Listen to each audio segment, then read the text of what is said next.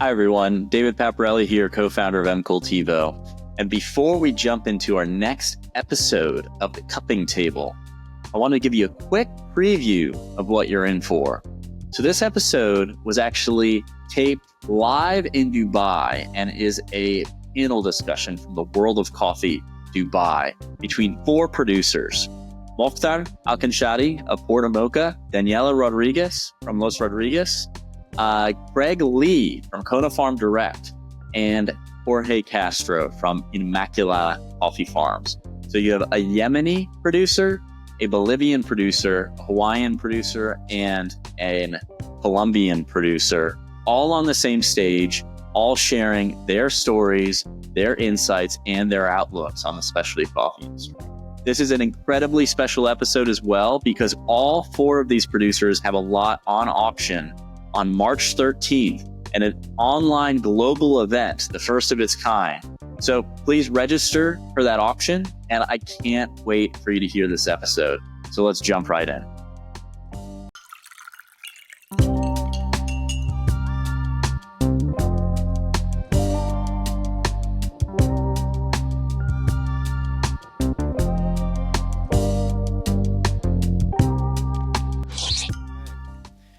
Welcome, everybody. I am the founder of M-Cultivo, and we are live at the Dubai Coffee Auction that is done in sponsorship with DMCC Coffee Center. So thank them so much for providing the space for this live auction and their hospitality here in Dubai. The auction is actually up and running at dubaicoffeeauction.mcultivo.com. Feel free to register and place your opening bid. We will be going live again tomorrow for the in-person auction, and there will be bidding wars taking place on each one of these lots. I'm fortunate enough today to share the stage here with four producers from the Dubai Coffee Auction, and each one from a different country, each one with a unique coffee. I've had the pleasure of cupping each. I've had the pleasure of interviewing each of these producers on our podcast as well. And we're just excited to welcome to the stage and hear about their stories, their insights, and their outlook on the specialty coffee space. So the first producer here is Mokhtar Alkhanshali. He's the founder of Porta Mocha and an absolute leader and legend in the Yemeni coffee space. Much of his vision in Yemen has, I think, been realized. I'm sure there's a lot more work to do, and I'm sure he'll talk about that today. And it's all well documented in the book about him, The Monk of Mocha. If you haven't read that, you should check that out. The next is Daniela Rodriguez from the Rodriguez family, who has been a cornerstone in the Bolivian coffee market for decades. They set out to revive the Bolivian coffee industry and have since elevated it to the world stage. So thank you very much for joining us today, Daniela. After that is Jorge Castro, and Jorge is the production and sales director of Inmaculada Coffee Farms. He is a producer of some of the best coffees in Colombia, a true innovator, an engineer by training and by heart, and he takes a process-oriented and scientific approach to coffee production. So thank you for joining us, Jorge. And finally, Kraig from Kona Farm Direct. I had the pleasure of getting to know Kraig over an interview, and I got into how he could possibly grow an SL34 at 500 meters in Hawaii. His response was, I don't know any other way to grow it. So it tastes spectacular, and I'm looking forward to him sharing his perspective as well. So thank you, Kraig, for joining us. Thank you all for joining us today. So the first question I have for you guys, we'll start off maybe a softball question, but curious on your first or your earliest memory in coffee. And maybe a common question in the coffee industry is, what was that cup of coffee that you had that completely changed your view of what coffee could be and got you passionate about it? I'll start with you, maybe Mokhtar. That's the first cup of coffee that changed my life was not from Yemen. It was an Ethiopian natural yogurt. I remember it tasted, I was used to drinking coffee that tasted like burnt popcorn, very bitter, very over roasted. And it was like blueberries and just sweet honeysuckle. And I thought that the barista put something in the coffee to give it that flavor. And when I asked him, he said, no, this is the way coffee is supposed to taste. And that took me on his long journey to understand coffee. And I'm now here with you today. Amazing. And I saw you nodding big, Jorge. Maybe you jump in and tell us your. Well, I think it was in 2018 when I started at Inmaculada. Actually, I hated coffee first because it tastes like burnt for me, and I was like with that stomach ache. But they did a chemix in the farm. I remember it was a natural geisha, and I was crazy shocked to see how it can taste like a pineapple, yellow fruits, florals. So that was my first cup, I remember, into specialty coffee. And actually, I got in love with coffee in that cup. And I realized that it could be different than that burnt flavor that all Colombians are used to. Yeah. Thank you so much. I'll jump to a different question here and maybe pick on you, Kraig, if that's okay. We talked about in our interview a little bit about the attributes that make Kona coffee so unique and create kind of a high specialty coffee. I think there was something of almost a three-legged stool of microclimate, variety, and process. I'd be curious on, what is Hawaiian coffee doing differently that you've seen in those that you could share with us? Well, Hawaiian coffee is all I've ever known. So I remember as a young 20-something-year-old boy, the coffees I was used to drinking was Folgers, Yuban, whatever, just for that caffeine fix to get going. And then once I tasted Kona coffee, and Kona, it was so smooth. It was sweet. It was pleasant. It wasn't that nasty, bitter coffee. So I love Kona coffee, and Typica is what we're used to. Typica is very smooth, wonderful to drink. But then we started experimenting with new varietals. Just about 9 years ago, we grew the SL34. We got our hands on the seeds. And what an amazing cup of coffee. I just never knew. And then since then, the geishas and other varietals are just amazing.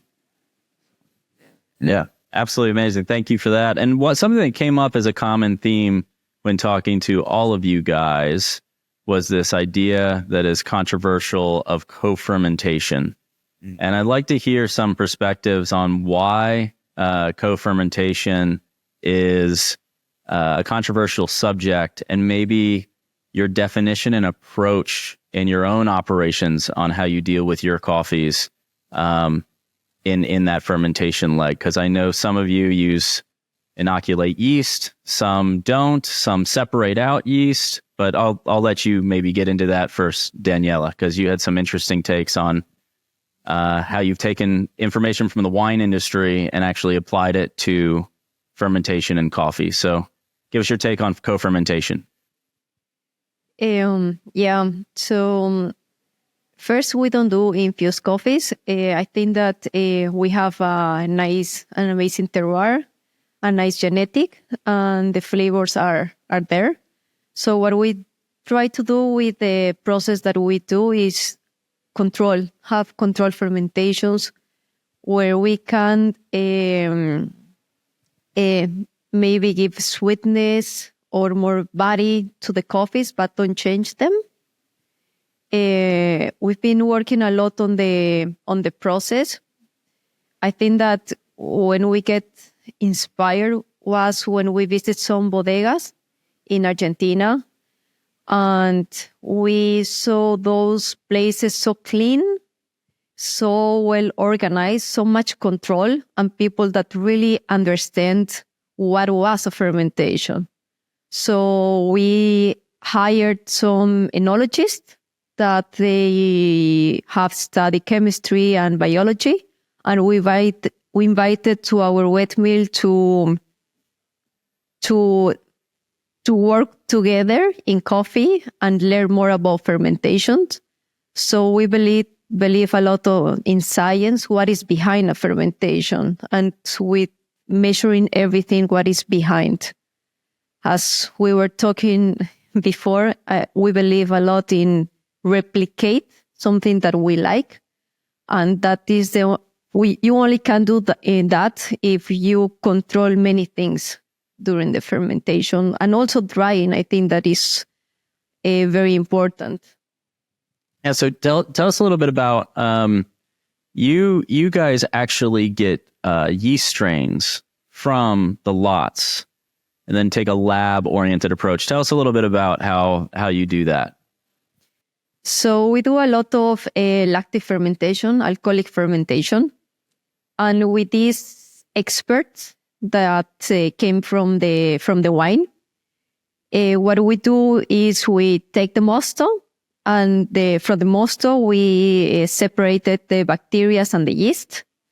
We have a lab in our wet mill where we can see in a microscope and control the bacteria, and use that mosto to have a lactic fermentation. And every day we control the fermentation, taking samples and looking in the microscope how are the microorganisms are developing in that coffee. Amazing. Yeah. And so then you take specific yeast strains that add a cup profile, inoculate the coffee with that, and then ferment. Yes, but all the microorganisms are from the coffee. From the coffee itself. Yeah. Itself. I love that. Yeah, I love that approach. And Jorge, we talked about this a little bit as well.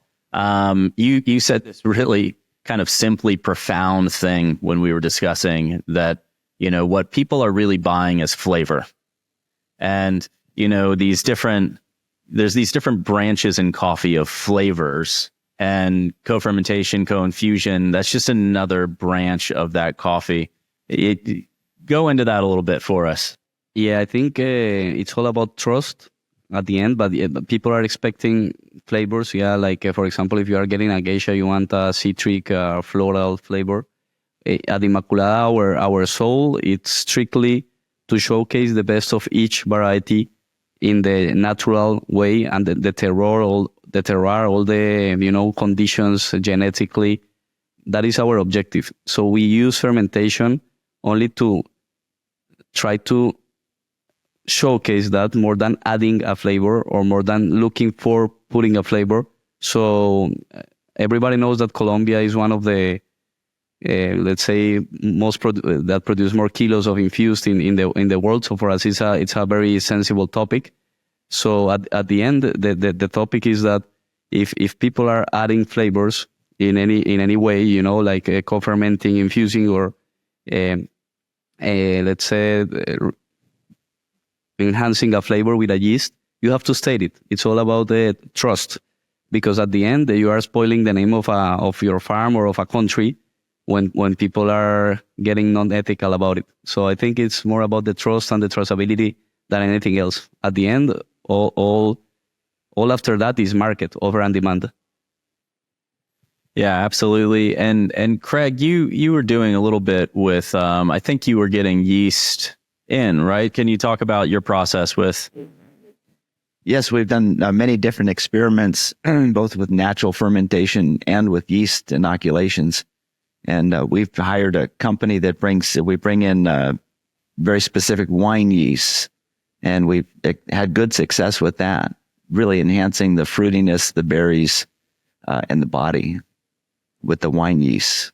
Yeah. And it was a specific kind of wine yeast. There's one in particular that we've had good success with, it's called Vin 13 with the SL34. And we've had other wine yeasts with our geishas and other varietals that pair with it better. Yeah, really interesting crossover with the wine industry and both Los Rodriguez and what you guys have done to kind of steal some of what they've worked so hard to build. And so you don't have to build it yourself, right? Mokhtar, I don't know if you have much to add. You can feel free to go ahead. I feel bad skipping to the next question without giving you these are amazing answers. I'm learning a lot from all three of them, to be honest. And I think every country has its own unique circumstances and situations. Yemen, we have old coffee trees, some of the oldest varieties in the world, and it does something special to it.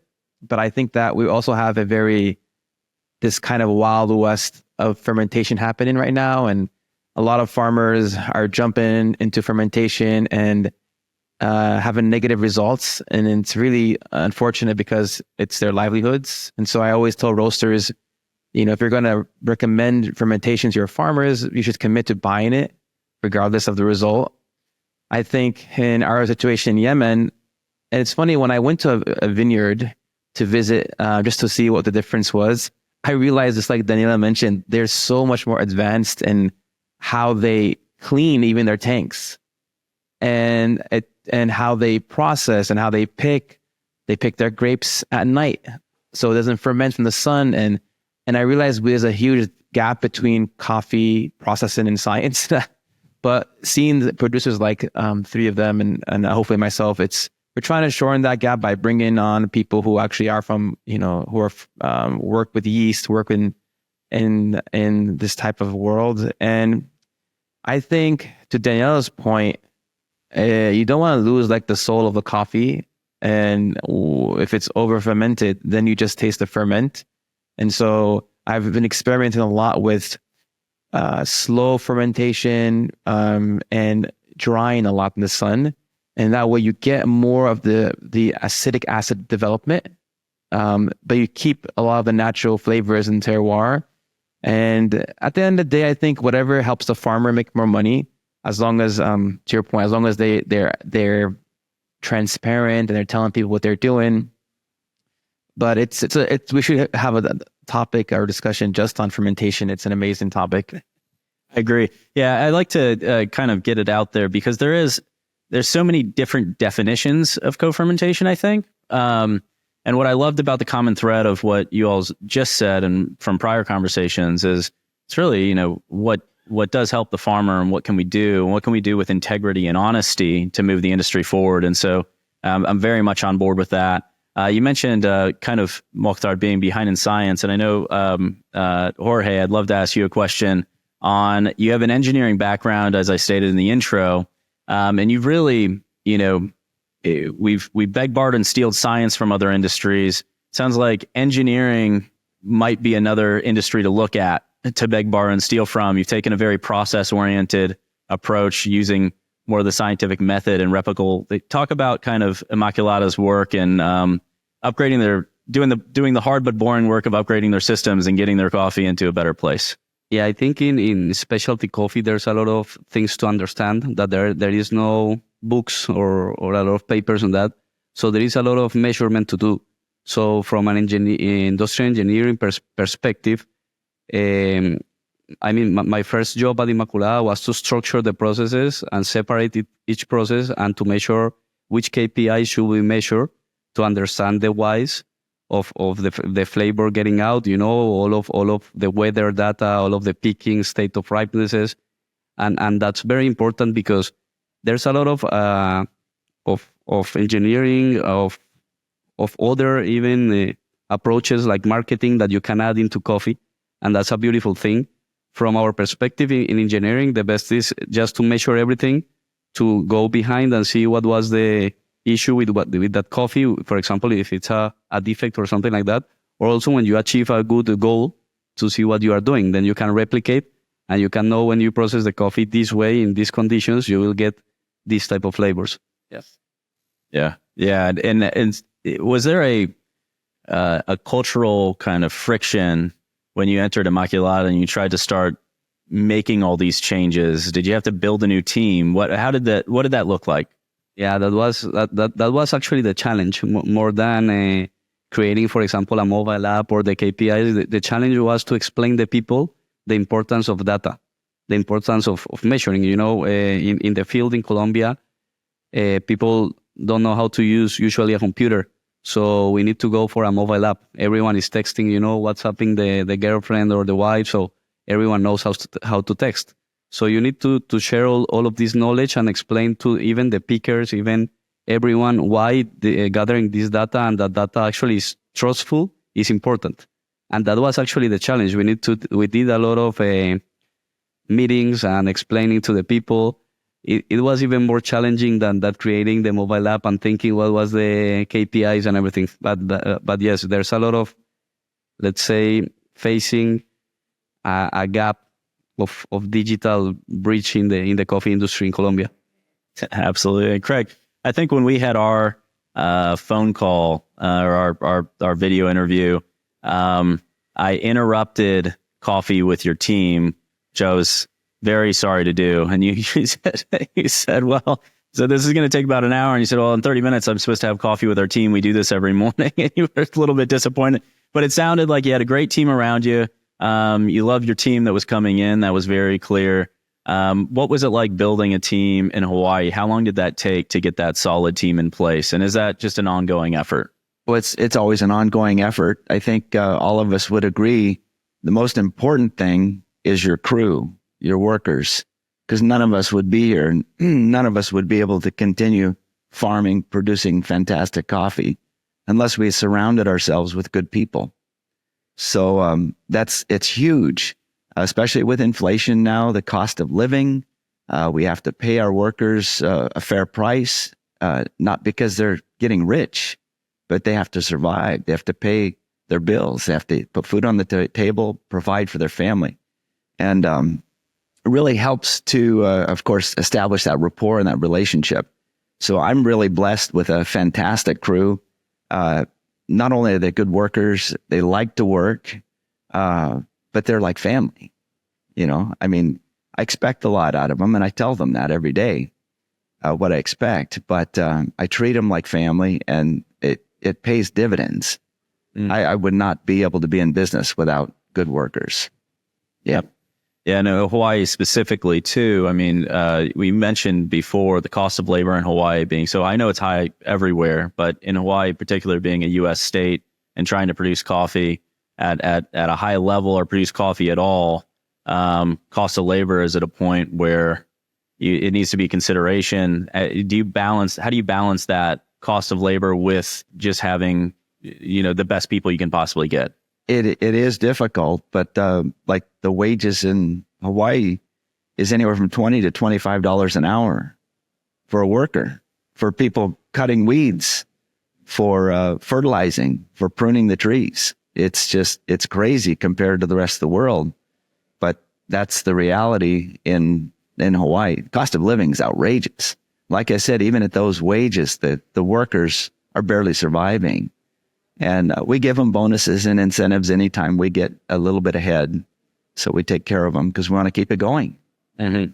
Absolutely. Yeah. And Daniela, I might pass to you on this idea of building a team, because I know when you came in, when the Los Rodriguez family entered into, I guess, the farming portion to kind of save the Bolivian coffee industry and kind of revive that, you stole a lot of workers, I think, from other places, right? You had to kind of get a team around you because there wasn't necessarily a coffee sector to take a team from. Can you tell us a little bit about how you did that? Yeah, we work with a big international team from people from Argentina, Brazil, even Colombia that work with us. It's very hard to find people that have experience in coffee because the coffee industry in Bolivia is very, very small. And also it's very difficult to find people that wants to move to a small village. The coffee farms are in a place that is completely isolated. There are not schools or supermarkets. So people that have a good education, they don't want to go and move there and stay for a long period of time. So that's why we have to hire international people that wants to have an experience, learn more about the industry. And I think that the most important thing that we have seen is to find people that is passionate about the work or about what they are doing or what they will do. So we have people from the wine industry that they haven't been working in coffee before working to us, and now they are living in the middle of the farm for 2 years. Now we've been given the opportunity to also buy their own farm, so we can work together. So that is very nice. Also, that to see that people can grow and start their own business, and also I think that is important that everybody get benefits from what we do. And yeah. How do you think, so getting people from, I feel that's very unique and interesting that you've got people from the wine industry that sort of kickstarted your operation. How has that influenced the way you've built a coffee operation versus someone who might go get other people who've worked in coffee before? Do you think that has offered something special to what you all have as Los Rodriguez? Yes. When we started with this, it was very nice because we invited one wine expert to our wet mill, and also one coffee expert to our wet mill. So it was very nice to talk and discuss with both industries in one place, in a wet mill, and to see that there is one thing in common, that is quality. But to learn about the wine industry that is the cleanest practice that they have, and it's very richful for our industry. Yeah, absolutely. Maybe Mokhtar, I'll skip to you since you're the closest to the mic now. So I'll pick on you on this one. This is something that's been on my mind, and I'd be curious on your take of the C market price is at all-time highs currently, right? And I haven't checked it today, but I'm assuming it's still very high. And we are up here talking about kind of this category of what I would describe high specialty. It seems like the coffees that you all produce, everybody on stage, you as well, Mokhtar, produce are, detached from the gravity of maybe the C market. But I would be interested in, what you think the impact either today or in the future will be on your particular operation with C market prices being at all-time highs, or just general volatility of what you've seen, if there is any. And the answer might be none. Yemen is actually the only country that is not affected by the C market historically, mostly because we have a small production and we have this kind of romanticized, or this brand that's really old and people love Yemen coffee. But, there's a really good book called Coffee: A Global History by, I think his name is Dr. Jonathan Brown, or John Morris. Coffee: A Global History. And I read this passage that said that in 1730, in the Amsterdam Coffee Exchange, a pound of coffee was $13 or $14. And so if we extrapolate that to our time today, a cup of coffee easily costs over $16 or $20 for a cup. And that coffee came exclusively from Yemen, through Trieste port in Italy. And so those farmers in Yemen were paid fairly. They picked coffee really, high quality picking and processing, and it was sold as this high-end product in cafes in Vienna and London. It wasn't a cheap coffee. Even the images of cafes in the 17 to 1840s, they're very opulent. They're very beautiful. People came to change the world in these cafes. And so it's really unfortunate that through the centuries with colonization, coffee went down this rabbit hole that kept going, worse and worse, darker, cheaper blends. Eventually, when coffee was taken from Yemen to Indonesia, it became like $9 a pound. It was kind of semi-servitude. Then when they took it to the Western Hemisphere in Suriname and Puerto Rico, it became $5 a pound. And then eventually the mega farms in Brazil and Colombia, where coffee reached, less than $1 a pound, and mechanize mega farms, which was basically capitalism in full throttle. And so the same time that they produced coffee cheaper, they invented cheaper ways to drink coffee, instant coffee, darker roast. And so I think that, these producers here, including myself, pushing coffee to a higher price point isn't something new. It's really, I call the original wave, to take back this beverage and to have people see it as a really miracle. It comes to us, the way it's picked, the way it's processed, the way it's roasted, the way it's brewed. And it's even at these high, prices for sea market, doesn't reflect the actual cost compared to other drinks. And so in Yemen, it doesn't affect us in general at all. But I think that, I hope that we can push the envelope and hopefully people can start to see coffee as a premium beverage that it is. Yeah, absolutely. I love that original wave. I might steal that. So we're not reinventing the wheel here. We're just going back to our roots. Jorge, I might pass to you on this one. I know Colombia is absolutely impacted by the sea market. You work with a lot of other farms as well as your own farm estates. What are the farmers in the farms you work with? What are they saying about this? What's the word in Colombia? And basically, in Colombia, it's a good thing because farmers are benefiting a lot for the sales price. It has been usually, let's say, a poverty business, coffee business in Colombia, because they don't even measure their own cost and put it into the total cost. They only measure all of the other costs, not the labor cost, because the average land in Colombia owners for coffee, it's less than 2 hectares. So the cost of production is super, super high. But when these market prices are high, actually it benefits a lot of the country. But at the end, it's shifting, it's fluctuating. And for our own process, we buy a lot of cherry in our Fellow Farms program. So what we have been seeing is that the coffee is more opportunism in Colombia. So even when people know that when the price is super low, we are still paying good. When the price is high, they don't care.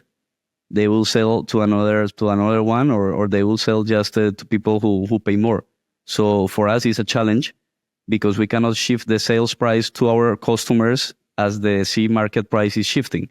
So for our type of specialty, let's say niche, it's a bit hard, but for the country, it's good in general terms. What are the things that are the tools that you guys use to keep farmers coming back to you to bring coffee? Because you've got contracts, I'm assuming on one end you need to fulfill. And when prices move and people start taking coffee elsewhere, you still have to fulfill those contracts. Are there things other than, we just have to increase the cherry price that you guys do to encourage kind of loyalty among farmers? Yes, we actually pay them bonus in how they pick in the cherries. I mean, the state of ripenesses they pick.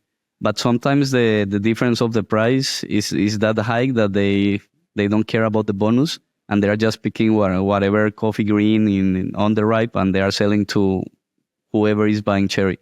But we try to also have another type of bonus that is in the cherry ripeness stage to keep them in our loop and in our database, that they can actually get benefited and understand why you have to pick in a good state of ripeness. Yeah, so it's you sort of, is that buying kind of the full farm sort of thing as an incentive to keep them coming to you? That's amazing. And Kraig, I know you mentioned this to me before, that actually 50% of your coffee by volume from your farm and the farms that you were the farms that you work with, because there are others, or that you manage, is actually sold roasted, right? Yeah, and that's a completely different market, right? So for your operation, green and roasted together, how can you juggle both sides of marketing and do that well? How does that look on your day to day? Well, you surround yourself with a good team, of course. I've got this couple here that works with me, and they do the roasting and packaging and marketing and that sort of thing for the roasted product. But we're fortunate in Hawaii. It's a incredible destination for tourism. So the tourists come and they visit the farm, and it's fantastic because it's a real experience. It's something real and tangible. A lot of people don't have a clue how coffee is produced. And we give them the full tour. It's a small, modest farm, but they love it because it's something real. It's not something made up. They have a wonderful experience. We let them taste the coffee. They buy the coffee. And then usually we have them for life. You know, they repeat and referral. They continue buying from us on our website. And the tourism really helps in Hawaii. Yeah, then Mokhtar, you have a roasted brand where you do kind of, I don't know, really have a super specialty, something really high end for a special market. How have you targeted that market, or has that just been an organic growth as a branch off of, Porto Mocha's work? The best is really tourism. It's an amazing way because it's similar to the wine world where you visit a vineyard and then you have these memories with it. And then when you see the bottle somewhere, you connect to it. Yemen is unfortunately just very difficult for that to happen. And so for me, honestly, when I first started selling to roasters, many of them, they liked my story and they wanted to co-brand with me. And then I had this weird book that happened, and I got a lot of people who were interested in hearing my story and buying directly from me. And so I thought, what can I do here? And I decided to take a leap of faith and try roasting and online and trying to figure that world, which is very hard. In the big world of coffee, everyone kind of finds their place in it. And I kind of started out, with producers and then exporting. And so roasting had a lot of challenges to learn how to roast coffee and package. But it's also an amazing way because you get to engage with the customer, and customers love to be able to work directly with people who produce something and hear their stories. And so it really, warms my heart when, I'm sure same with you, when you see people email you from like Nebraska or from, I have one customer he's a retired mechanic from rural Pennsylvania, and he buys our coffee. He loves our coffee. His name is Harvey. And once in a while, I'll call him up, and it's really wonderful seeing people give their coffee as like gifts. One time it's funny, it's Valentine's Day is coming up, and it was near Valentine's Day a couple of years ago. And she emailed us, please don't send this coffee to so-and-so. He doesn't deserve it. So it has its challenge in learning how to roast and learn how to do e-commerce, but also it's really rewarding. Yeah. And you guys are more connected to the market than most. I mean, obviously attending World of Coffee Dubai, having a roasted brand, things like that. You get you get direct feedback from consumers, and sometimes consumers can be very critical. Most of them can be very kind, but sometimes very critical.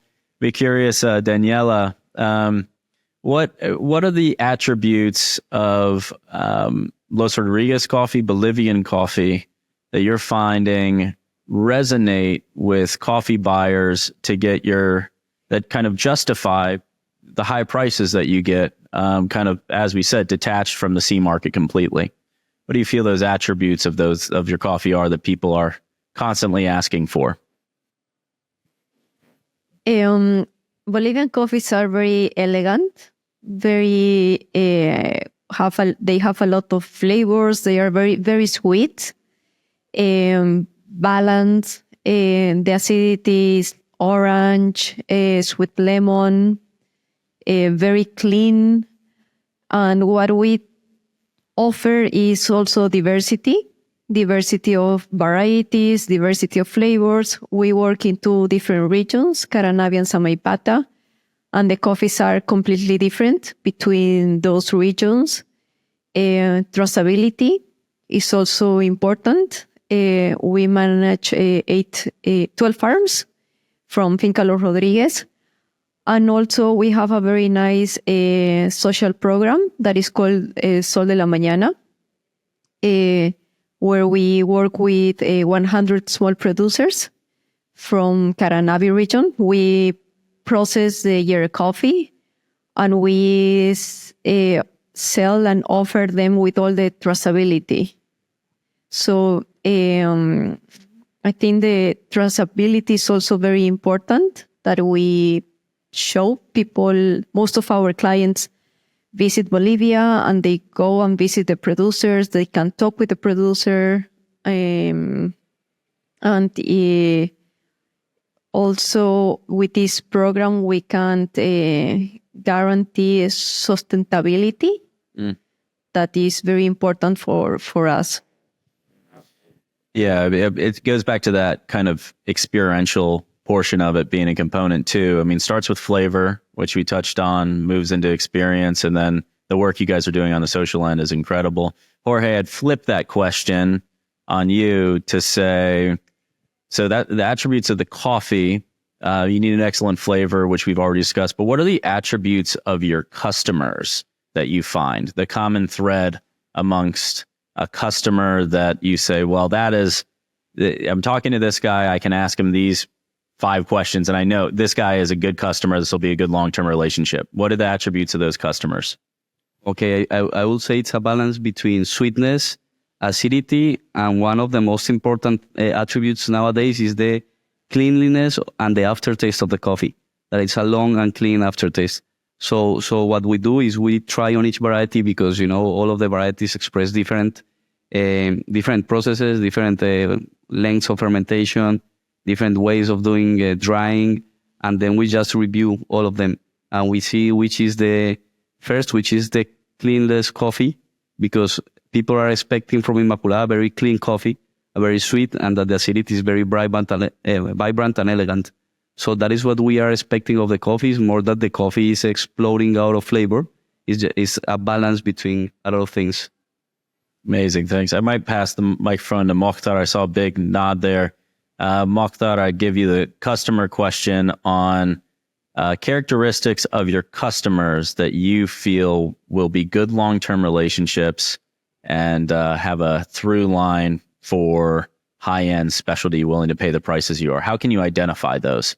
What are their characteristics? It's actually really hard because you have to find out what they like. And a lot of times what you like is not what they like. And so, for example, in specialty, we love, lighter roast coffee to bring out all the florality and the acidity. And for many of them, acidity is translated as something sour. And so I remember I had developed this really great product that I thought would be wonderful. And I sent out a version of it roasted perfectly, and then another version that was basically almost second crack, just to see what they would say. Out of 10 people, 7 of them liked the darker one, which they would write. The light was like acidic, sour, citrus, floral. The dark one, they said leather, tobacco, earthy, chocolate. And they said, definitely number 2. We love full-bodied coffee. So I think it's really up to the producer or the roaster to understand their customer. And even in green beans, we know that, our Japanese buyers have a certain palate. Some people who are doing competitions, they want something more loud. People who are more experienced, they want an elegant, Colombia coffee that's just floral and clean.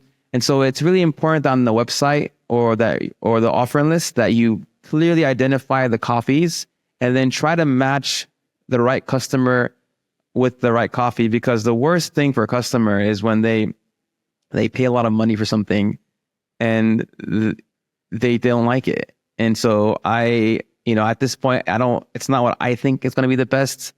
My goal is to try to be as transparent as possible with the flavors and then let them decide. Because I'm sure we all have stories of giving some special coffee lot to somebody and then waiting for them, to yell and scream how delicious it tastes. And we see them kind of say it's just kind of sour and weird. So, yeah, one quick follow up onto that for you, Mokhtar. You mentioned Japanese clients. Do you feel that it's country specific or market specific? Like you could say, okay, well, Japanese buyers want this, buyers in the UAE want this kind of coffee, buyers in the US want this, or is there something above that? Just, hey, these high-end coffees, there's a particular percentage of the global population that's going to enjoy these, and it's disconnected from kind of the borders they live within. the sales and marketing teams and with coffee producers, the good ones, they identify what the roasters in those countries like. And so I know this Japanese roaster, Kuntaro Mariyama, longtime buyer, an amazing roaster. I know what kind of coffees he gravitates towards. I can generalize sometimes and say this country likes, these kind of coffees. Usually newer coffee or specialty coffee consumers, they tend to like louder coffees that are different. And I think as they develop their palate, they like more subtleties and more elegant coffees. But I think that you can generalize a little bit, but the best is when you find out, like I have a list of all my roasters that I work with, and I know which roasters want what kind of coffees. Like I have some coffees that one roaster will think is disgusting and over fermented and will never buy it. And I have another customer who will buy it and pay way more for it. And so even the type of samples you send, when you have certain coffees near each other, understanding, that's why I try to spend a lot of time with roasters to really understand what do you like. And the cool thing about this auction, which I think is really remarkable, is that you have such a wide variety. There's literally a coffee for every type of drinker here. And which is, I've never seen a cup and table with a Kona coffee, an SL34, let alone with, geisha from Colombia, with some really cool coffees from Bolivia and some Yemen lots. So that's why I think makes this auction special, just the diversity of flavor and processes and countries. Yeah, thank you for that. And Kraig, I passed to you on this. I brought auctions up, and I think it'd be good to dive into that. You have some prior experience with auctions in Hawaii. Not too distant history, but what was the reason for Hawaii kind of restarting auctions, and for you, why join an auction like the Dubai Coffee Auction? Well, this is an incredible opportunity to be a part of this, and I'm so humbled to be on the stage with you people. It's just amazing what you guys have done. But back in 2022, there was a gentleman in Hawaii that did an experiment with a Cup of Excellence, and asked if I would like to be a part of it. And he got 26 people from all around the island to enter their coffees, and we won first place on it. We got the highest bid on it, and it was our SL34. So that just really got me excited about auctions. I'd never been a part of one until then, or 2021, I'm sorry.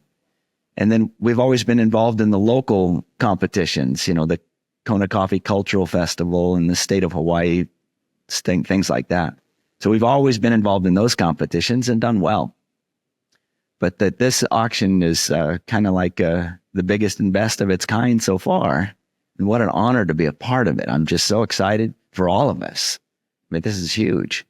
What do you think it adds, when you look out 5-10 years, participating in events like this or auctions like this? What do you hope it adds to Kona Farm Direct in your business? Well, it will help my personal business tremendously, even just to be a part of it. But also it will help put Kona coffee back on the map, so to speak. It's kind of been perceived, I understand, as kind of yesterday's coffee. We had a great reputation, started over 30 years ago, and it's gone through its ups and downs and political nonsense and everything. But there's a lot of exciting new things happening in the industry, and this will help bolster not only my business, but the whole Kona industry, I believe.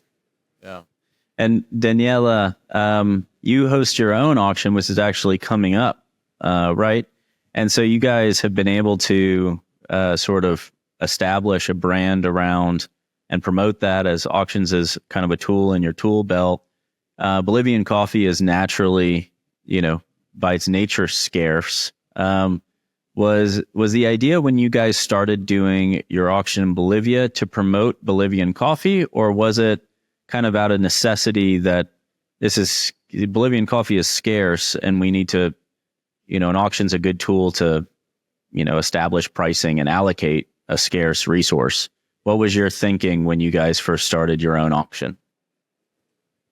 When we started the first auction, the varieties that we have now are pretty new. So Bolivia used to produce only Caturra, Catoya, and Típica 8 years ago. So the idea to do our own auction was that more people can try the diversity of varieties that Bolivia has, and also to promote Bolivia as an origin, because it's very difficult to find Bolivian coffee all over the world. It's very exotic, very limited. So with the auction, we wanted that more people can have the chance and the opportunity to try Bolivian coffees, diversity of varieties, process, because many people, as you were saying, are scared about how can we get that coffee. Bolivia used to not have a very good reputation. So people were like, yeah, I try Bolivia, but so with this, we wanted to show that Bolivia can produce coffee and that we can do things so good in a good way, and that the coffee will arrive, and a nice marketing, trust. Absolutely. Yeah, definitely. And Mokhtar, you launched you're part of the first Yemeni auction as a project, right? An enormous sort of risk-reward equation there to balance when you do something like that. But you mentioned when we spoke that it was one of your proudest moments, or one of the best things you've ever done. Can you talk about sort of what it was like being in the trenches when you were going through that auction experience, and then what made it, so rewarding at the end? No, I was very influenced by the Specialty Coffee Association of Panama, and how after the 1989 coffee global crisis that happened, they came together and they formed their association, and they decided to do an auction to promote their coffees, and it really changed the world. It's where the geisha variety was discovered, and this new market of high-end coffee was developed.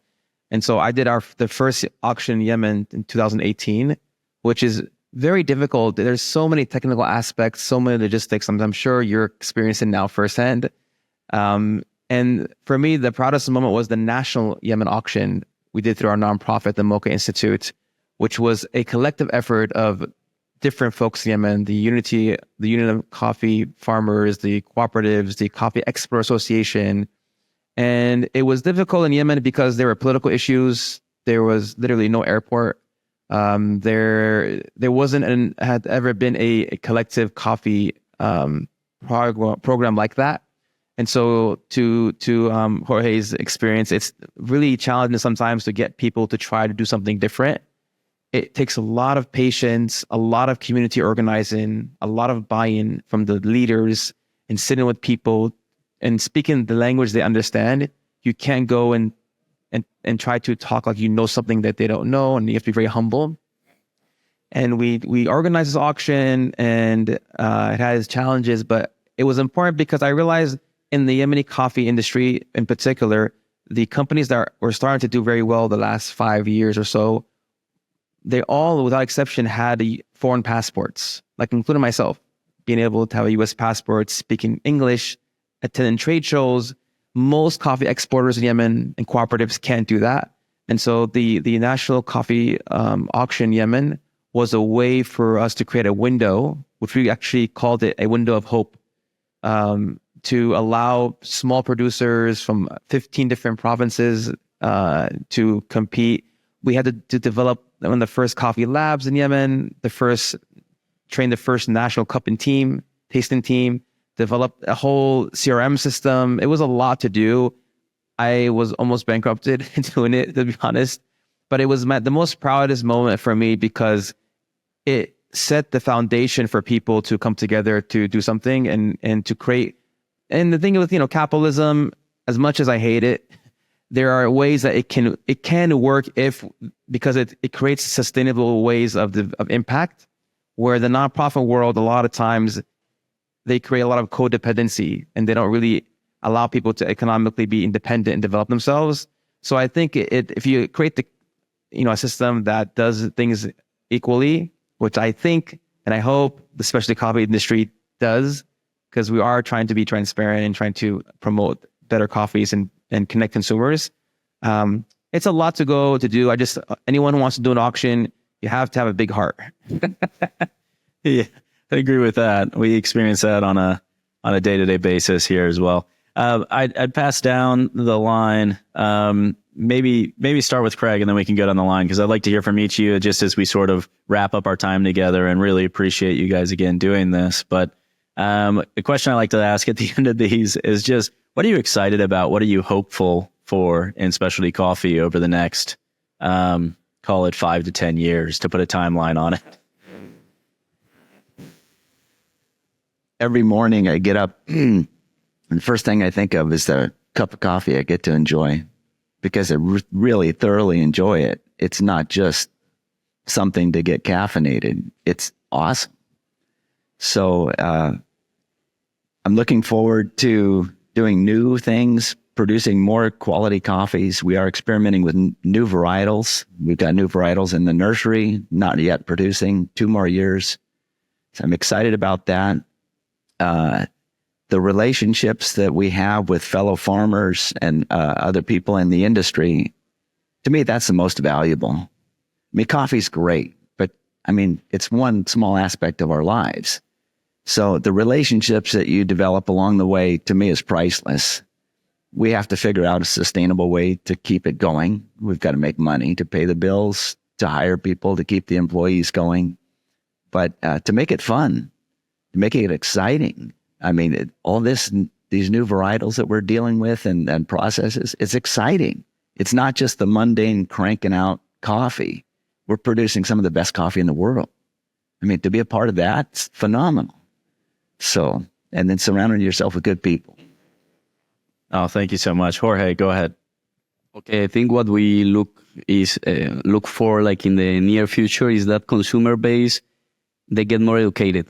I will try to make a simile, like if coffee industry, specialty industry get more alike to the wine industry, for us it will be better, because people will understand what is the process behind that, all the effort behind that, all of what the producers are doing.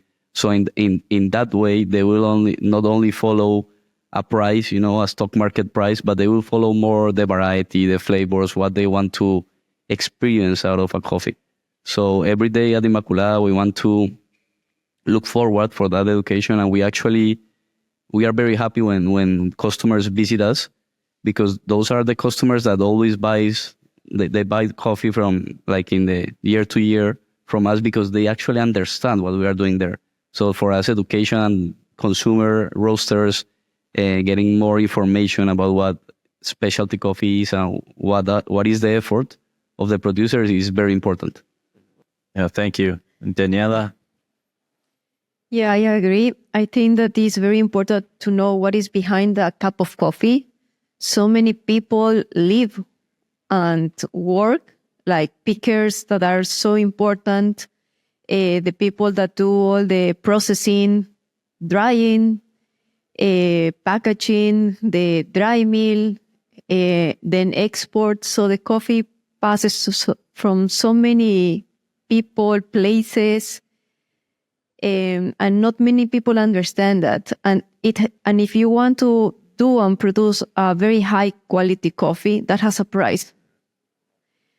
And people don't understand that's why specialty coffee are expensive. And if you want to improve every year the quality and also take care of the people that is behind, you have to pay good prices, and that will be a expensive coffee. So I think that from all the industry, we producer, roasters, baristas, we have to explain the consumer what is behind a cup of coffee. Thank you. I very much see the cup half full. I think we are very close to seeing a big shift in coffee around the world, similar to the wine industry in the 70s in California and around the world. Because right now, I think the majority of people who drink specialty and high-end coffees are coffee geeks and baristas. But I'm starting to see a trend where people in the luxury world are now starting to understand varieties and processing, and it's because they understand so much from the wine industry.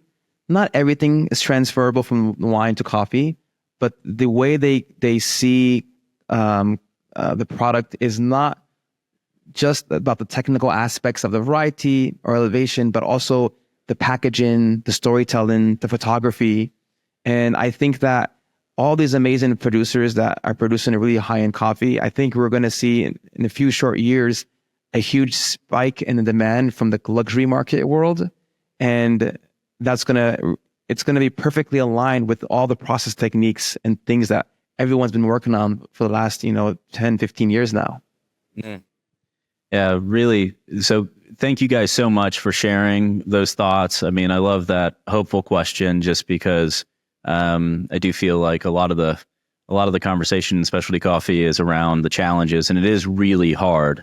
And you guys have shared wisdom on this stage that is hard-earned and people should listen to, so they don't have to learn those lessons firsthand, experience themselves. So I hope everyone here does get a chance to listen to you. They will hang around potentially for a couple minutes. If there are other questions, feel free to come up and ask. But otherwise, each one of these producers is going to be represented in the Dubai Coffee Auction that is live right now, and it's at dubaicoffeeauction.mcultivo.com. Please register and place a bid, and we will go fully live on stage tomorrow for live bidding and a bidding war around those coffees. Amazing coffees. We'll be cupping them throughout the show. So if you are in Dubai and you're here, please come cup these coffees. They deserve their day in the sun. So thank you guys so much. Again, if you're there, and a round of applause would be appropriate here. So thank you guys so much.